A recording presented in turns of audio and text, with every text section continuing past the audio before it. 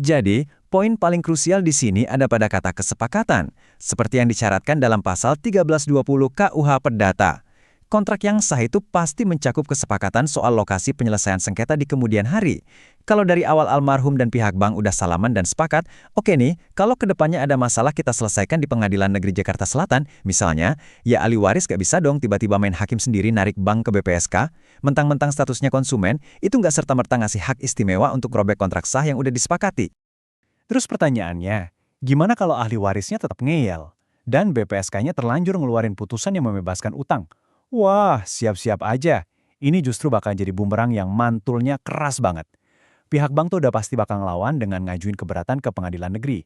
Dan karena putusan BPSK tadi dianggap melampaui kewenangan atau cacat hukum, pengadilan negeri itu punya landasan jurisprudensi yang sangat kuat buat ngebatalin putusan itu demi hukum. Ujung-ujungnya apa? Waktu Andi kebuang percuma, biaya perkara keluar banyak, dan argo bunga utangnya, ya tetap jalan terus. Pada akhirnya, kita harus sadar kalau hukum perdata kita itu memang didesain untuk menjaga keseimbangan. Perlindungan konsumen itu absolut penting, tapi ingat, itu nggak boleh dijadiin senjata buat merobek kepastian hukum dari sebuah kontrak yang sah. Di sisi lain, hak kreditur juga harus dilindungi kan? Bank butuh kepastian kalau mereka bisa narik kembali dana yang dipinjamkan lewat jaminan aset. Kenapa? Ya karena uang yang mereka pinjamkan itu pada dasarnya adalah uang tabungan masyarakat juga. Jadi timbangan keadilan ini memang harus berdiri tegak di tengah-tengah. Nah, aturan main yang ketat ini bukan dibuat buat menindas keluarga yang lagi berduka, sama sekali enggak.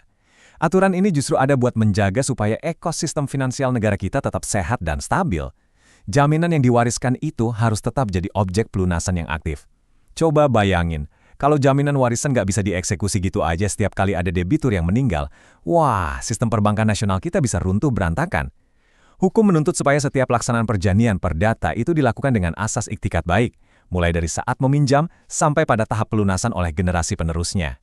Sebagai penutup pembahasan kita kali ini, saya mau ngajak Anda buat sedikit merenungkan hal ini. Kalau besok, secara tiba-tiba Anda diwarisi sebuah rumah megah dari keluarga, apakah Anda benar-benar udah siap secara mental, hukum, dan pastinya finansial untuk menyingkap jebakan utang yang mungkin tersembunyi di baliknya? Memahami hukum perdata itu bukan cuma soal ngapalin pasal-pasal yang membosankan, tapi ini tentang kesiapan Anda, pahami hukumnya, dan lindungi masa depan Anda. Terima kasih banyak udah ngikutin pembahasan kita kali ini, dan sampai jumpa di materi menarik berikutnya.